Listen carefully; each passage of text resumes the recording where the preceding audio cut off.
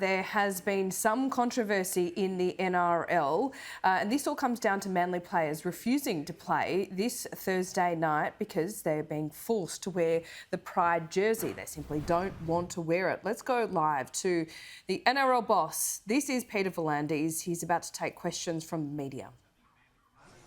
Look, I respect the players' choice. You know, they've got religious and cultural differences, and that's the beauty about Australia. We all have those freedoms. But let me say this, though, that one thing I take pride in with rugby league is we treat everyone the same. We're all human beings. Doesn't matter what your colour is, doesn't matter what your sexual orientation is, doesn't matter what your race is. We're all equal, and we'll never, ever take a backward step in having our sport inclusive, but at the same time, we will not disrespect those players' freedoms. And they've got those freedoms, and if they don't wish to play, I respect that. But they are well aware of our policy of inclusion, and we take pride in it, you know, that we are inclusive. And Rebecca Frizzell from the Gold Coast Titans penned the word, "We're the greatest game for all," and I'm proud of that. So that's our stance at the moment. Is that a hard policy to prosecute though when players seemingly might take what most people would say is a pretty easy stance and wear a football jumper? Look, as I said, one thing about Australia is we have freedoms, you know, and we should be proud of the fact we have the freedoms.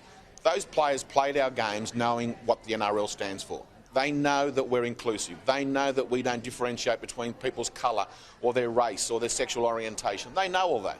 So when they play the game, they've got that knowledge. If they withdraw, that's their right to withdraw. But we're not going to stop the game or do anything different because of their views on that jumper. You know, we'll continue on because that's what we're proud of. That's what we do, and they're well aware of that policy. Better? Look, Manly could have handled it better, no doubt about that. They should have been a lot more collaborative with the players. They should have respected the players. They shouldn't have just sprung it upon them. So, look, I can understand the players' position. I really can. And you know, they've got those religious and cultural beliefs, and I respect that. And so Manly, and they admit themselves they could have handled it better. But I think Des Hasler shows some great leadership in supporting his players, and that's what he should do. And but at the same time, recognising that our sport is inclusive and it's for everybody. Look, I was unaware of it until yesterday, to be quite honest with you. It came to me late in the afternoon, so I was unaware of it because, you know, this round is actually recognising women and the enormous contribution women make to our game. So I was a bit surprised that this sort of arose in a different round, which is women's round. And if there's any negative, let's recognise the women and bring the women to the stage while we're getting this publicity. Some other sports do have rounds that recognise inclusion, recognise the LGBTI community and whatnot. Is rugby league at a point where we're doing this? Absolutely. As I said, we are very proud that we are a game for everybody, and that's why I'm in this game. Is because I had a difficulty in being accepted as a migrant.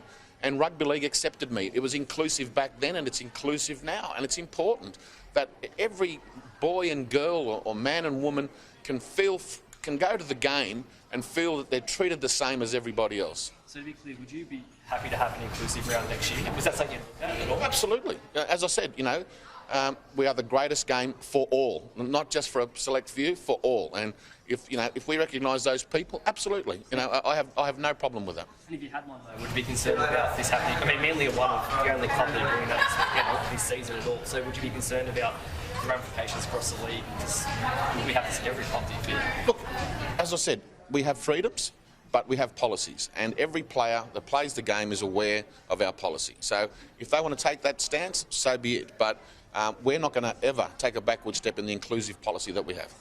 Seeing such, obviously today, the women's league round, how it's grown and setting the standard in a way of decreasing that gender gap. What about for the community of the LG?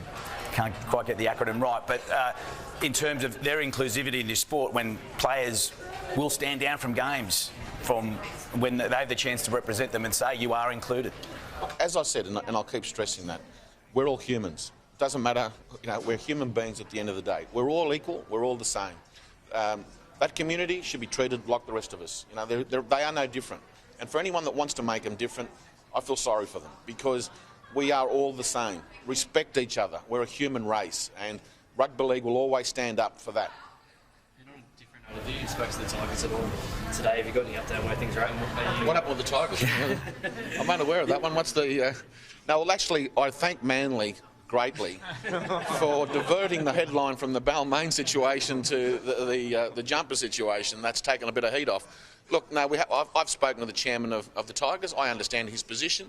He's showing leadership for his fans and his members, and I respect that.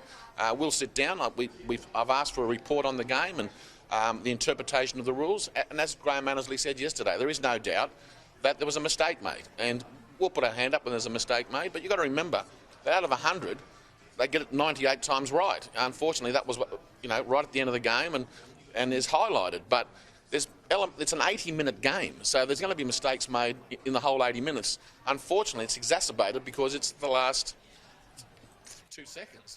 That's where we leave Peter V'landys. He is the ARL Commission boss. Talking about the controversy about some on-field matters there at the end on the Manly Pride jersey. Well, they're not taking a backward step.